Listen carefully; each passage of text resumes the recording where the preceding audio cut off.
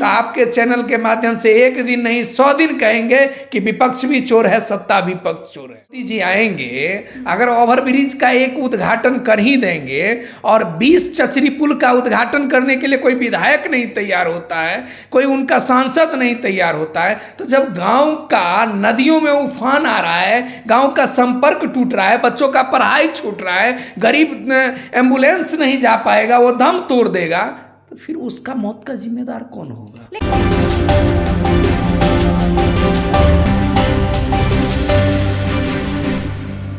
नमस्कार, आप देखना शुरू कर चुके हैं रब्जी लाइव और आपके साथ मैं हूं निधि सिंह। देखिए, बिहार में इस साल के अंत में विधानसभा चुनाव होना है। ऐसे में तमाम राजनीतिक पार्टी अपनी अपनी वोट बैंक साधने की और चुनावी मैदान में उतरने की पुरजोर कोशिश कर रही है। इसी बीच आपको बता दें, बीते दिन पटना में राहुल गांधी आते हैं और अब देश के प्रधानमंत्री नरेंद्र मोदी आ रहे हैं। कई दफा चुनाव से पहले आ चुके हैं, फिर एक बार आ रहे हैं। सीधे जुड़ेंगे, बातचीत करेंगे। हमारे साथ खास बातचीत करने के लिए अभी मौजूद हैं बार्ड सदस्य के राष्ट्रीय अध्यक्ष है गणेश चौधरी जी। गणेश जी, सबसे पहले बहुत शुक्रिया बातचीत करने के लिए। बहुत बहुत धन्यवाद आपके चैनल का कि बिहार सरकार और केंद्र सरकार की जो भी कृतियां होती है, जो भी समस्याएं जनता का रहता है, वो केंद्र सरकार और राज्य सरकार तक पहुंचाने के लिए आपका चैनल सबसे पहले उस आवाज़ को वहां तक पहुंचाता है और उसी का समस्या का हल देखने को धरातल पर मिलता है। गणेश जी, देखिए, चुनाव है, चुनाव के बीच में बीते दिन आए थे, राहुल गांधी भी आए थे, अब मोदी जी की आने की चर्चाएं खूब चल रही है। चुनाव में क्या लग रहा है कि एक तरफ महागठबंधन, एक तरफ एनडीए, कैसा मुकाबला इस बार देखिए, सबसे बड़ी बात क्या है कि माननीय प्रधानमंत्री जी का बार बार बिहार में दौरा हो रहा है और नेता प्रतिपक्ष राहुल गांधी जी का भी दौरा हुआ है। बिल्कुल। जिस प्रकार से जनता उम्मीद लगाकर, सत्ता और विपक्ष पर उम्मीद लगाकर उम्मीद की किरण के तरफ देख रहा है, उस तरफ से जनता का समस्या का समाधान नहीं हो रहा है। ये सब एक दिखावा की एक ऐसी व्यवस्थाएं बनाई जा रही है, डिजिटल प्रोपगंडा अपनाया जा रहा है कि नरेंद्र मोदी जी आएंगे, बड़े सौगात लाएंगे।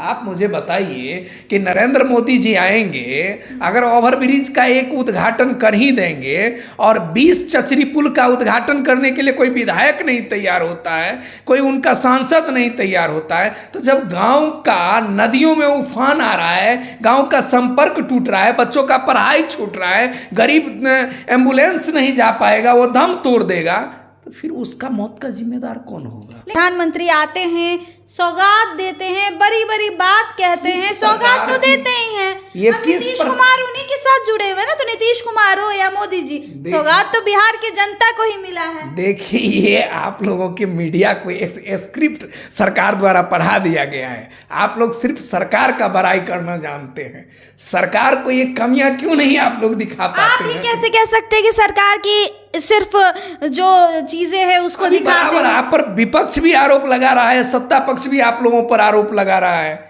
कि आप लोग दोनों, विपक्ष है, विपक्ष का काम ही आरोप लगाना, और आप कह रहे हैं कि विपक्ष आरोप लगा रहे हैं। अब तीसरा पक्ष भी आप पर आरोप लगा रहा है, जनता आरोप लग रहा है। मैं एक जनता का प्रतिनिधित्व करता हूं, वो भी 1 लाख वार्ड मेंबर का प्रतिनिधित्व करता हूं। पूरे बिहार का 1 लाख वार्ड मेंबर का जनता भी है, वार्ड सदस्य, क्रियान्वयन प्रबंधन समिति है। हम गाँव की हकीकत आपके सामने में जनाना। सोशल मीडिया की अगर बात की जाए तो सोशल मीडिया वो मुद्दा उठाती है जिस मुद्दे को कभी बड़े बड़े चैनल पे नहीं दिखाए जाते।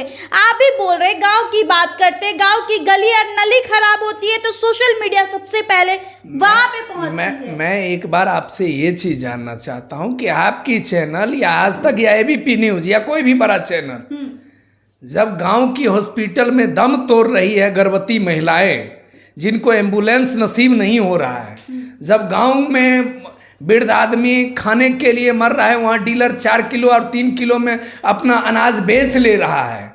गांव की हकीकत ये है कि इंदिरा आवास और पंचायती राज व्यवस्थाओं के नाम पर, जैसे इंदिरा आवास आवास योजना के नाम देने पर नाम पर आवास सहायक लूट रहा है।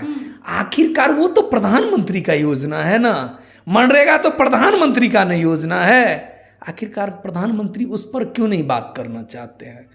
गांव की नली गली पर प्रधानमंत्री क्यों नहीं बात करना चाहते? प्रधानमंत्री जी आ रहे हैं, प्रधानमंत्री जी फिर आ रहे बिहार, और चुनाव से पहले फिर कोई सौगात देंगे। ये आप भाजपा के प्रवक्ता की तरह बात कर रहे हैं। प्रधानमंत्री जी आएंगे, खुशहाला दिन लाएंगे। अरे भाई, प्रधानमंत्री जी आएंगे, एक बार चचरी पुल का हटाकर वहां पुलिया आपने लगता है कि बिहार में विकास को नहीं देखा है? बिहार में विकास हो ही रहा है। मरीन ड्राइव का सपना देखने वाले लोग कहते थे कि मरीन ड्राइव बनेगा, आज विदेश से आ रहे, मुंबई से लोग आ रहे और कह रहे कि मरीन ड्राइव ऐसा मुंबई में भी नहीं।